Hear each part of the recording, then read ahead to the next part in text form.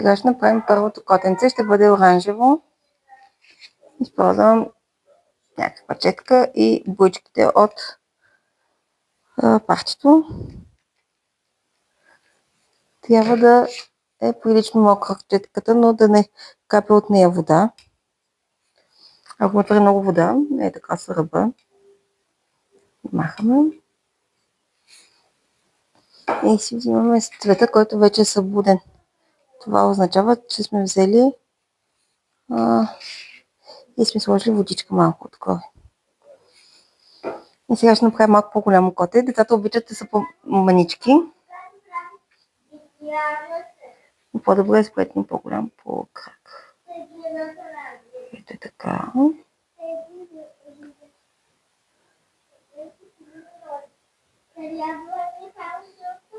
Отсветяваме. Ще направим 3 картички. Това е едното. Малко по-настрани. И правим опашката.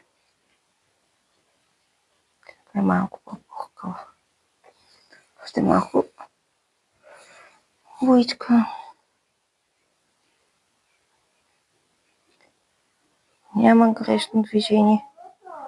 Просто ще е по-пухкава. Ето така, ако нещо не се получи. Аз обичам от средна до голяма четка. Има повече. И описвам цвета да е колкото може равномерно. Освен това, сега тук ще правим едни ушички. Симпатични. Това е за котето. По този начин искаш да направим 3 котешки картички. 3 различни вида и различни техника. Така правим с силует. Симпатично коте. За да продължим нататък, трябва малко да поизсъхне. И сега за част от тях не е нужно да се изчаква. Взимам черен химикал, може да писец, няма голямо значение. И тук я правя като рога еленски. Да е по-забавно. Почти е съхнал.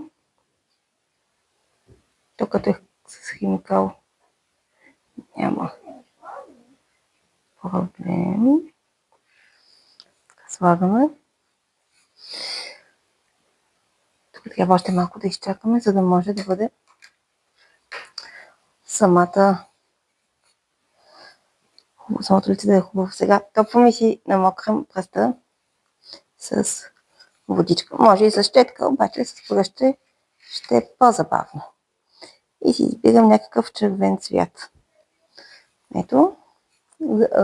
Съжалявам, скрипца не ме бива чак толкова много. И правя една красива червена топка. И за наследство по същия начин. Изчиствам си пръста. Аз лично не обичам да съм много мръсна. И проверям с сухата ръка, че това тук вече е достатъчно изсъхнало, защото в случая не съм използвала твърде много вода, докато рисувам. Това не е техниката мокро в мокро, където се изисква да бъде и самата хартия мокра и четката да бъде напълнена с вода.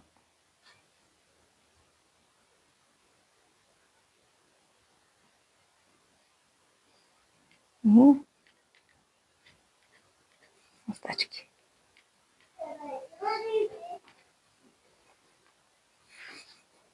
То вече е достатъчно симпатично котето. Ако искате да добавите още детайли, аз примерно винаги, според мен, оживява всичко, ако му се добави сянка. И под сянка черно абсолютно забранено. Защото много тъмно ще стане, а пък не искаме да е празнично. Затова слагам синьо. Синият цвят е страхотен за сянка. И правим едно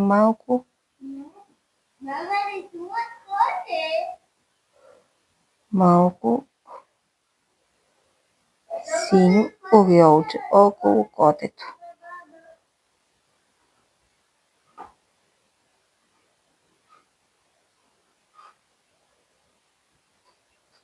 Я вдигнах малко водата тук, понеже имаме флашка и от топката малко сянка. За вдигането, ако се получат такива вид разните, те не са много красиви, махаме водата от четката, някога в ръката, най-добре е с хартия. И когато четката има по-малко вода, отколкото хартията, и само го докоснем, то се вдига. Това е техниката за вдигане на боя. Измивам я отново или в хартия, или в ръба на чашата. И така вдигам боята, за да изглежда красиво. По принцип, за сянката, колкото е по-близо до самия обект, толкова е по-тъмна. Затова може около котето да сложим една идея. Синичко. То докато още мокро ще се разнесе и ще изглежда като красива сянка, ще се разнесе надолу. Това, разбира се, зависи колко не си играе с сянката и добавяме детайли. То вече е достатъчно сладичко. Някои казват, че за Коледа е хубаво винаги да има нещо бляскащо. Къде съм съгласна, къде не, това е въпрос до усещане. Сега в момента се продават много маркери с златисто или буички с златно. Аз съм взела боя акрилна, не акварел, това, което рисуваме акварел. И с тази боя златна ще сложа тук тъме малко златничко. Ще му сложа тук на носа леко златно. Това стана достатъчно симпатично.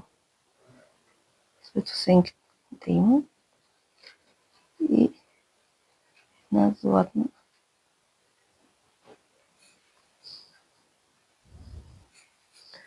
Опашка в една опашката ще направя златен. И корешарките. Ето тук на това коте всъщност. Златна болетичка. Може да му допълним и да му направим лапички. Те са супер лесни, ето по този начин. Оп.